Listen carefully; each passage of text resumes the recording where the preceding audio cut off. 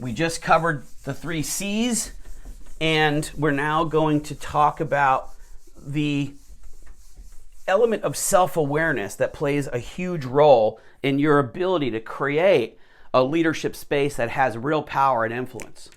Okay, I think this is actually pretty cool because I alluded to this a little bit in the previous video, but let me go deeper. So I want you to take a look at something. That there is this gap or space between, right, stimulus and response. So somebody comes up to you, maybe they give you the finger. I don't know why that would happen, but somebody comes up to you and they're rude, right? Maybe you're in customer service and a customer's starting to be rude, or maybe you're in management and one of your employees is just kind of mouthing off, or something is happening that's like a shock to your system and it makes you want to react. Like, how dare you do that to me? Or, well, who are you to talk to me? Or you want to fight back because we're human. We naturally want to, defend ourselves, just as an example, okay? But there is this gap, this moment, this space between the stimulus, hey man, I don't want to work for you anymore, or whatever, right? Stimulus and response. Okay, get the hell out of here then. I don't care. There's a gap, there's a moment, and that is, it could be a split second, like it could be like 100th of a second, but there is always a gap between stimulus and response. And the point of this is that your leadership space, the space where you create the future, the space where you generate your power, the space where you take command of your mindset and your emotional environment, that space is this space between stimulus and response. Why? Because the future is going to come out of this space. What you do right here between stimulus and response is going to generate the actions and eventually the outcomes that happen in your life. So your action could be, fine, you're fired, get the hell out of here. Okay, and then what's the outcome? I don't know, maybe morale goes down. Maybe you were wrong, maybe you shouldn't have reacted. I don't know the circumstance, I'm just doing a hypothetical. Maybe you lose business because of that. Maybe the person had a book of business that they know. There's an outcome that's going to flow from this action that happened here because the way you reacted. So futures are flowing out of the space between stimulus and response. That space is your leadership space. Your future is flowing out of your leadership space. Does that make sense? Your future is flowing out of your leadership space. Now, what's interesting and unique about this, and what can you learn, is that there is something sitting inside this space. And what is it? There's a picture in there that I could show you. I'll draw it for you. What is in this space that's always kind of automatically creating your future? It's creating how you're going to react. What's here?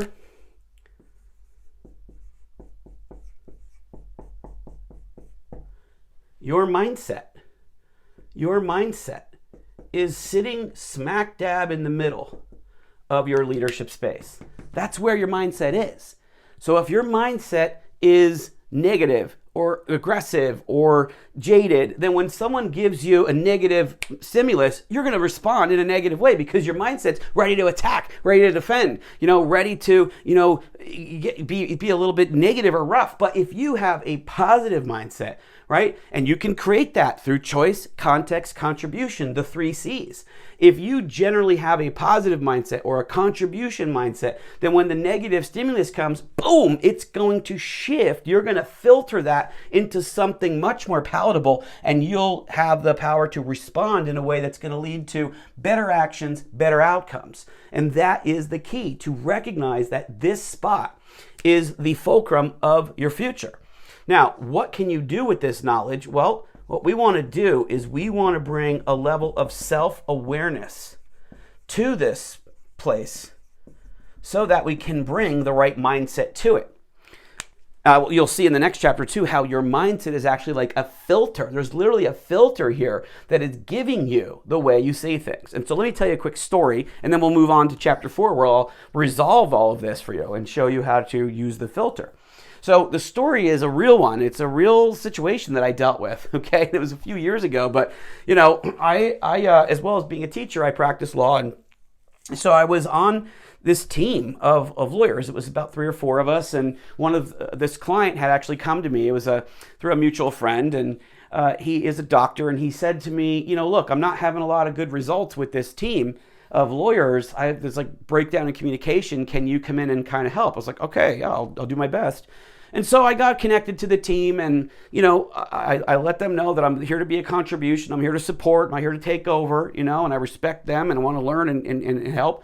And so we became, kind of friendly. We started to work on the case, and we're making some progress. But toward the end of the case, the client had to go to a deposition, and the lead attorney, for privacy, I'm going to call him Bill.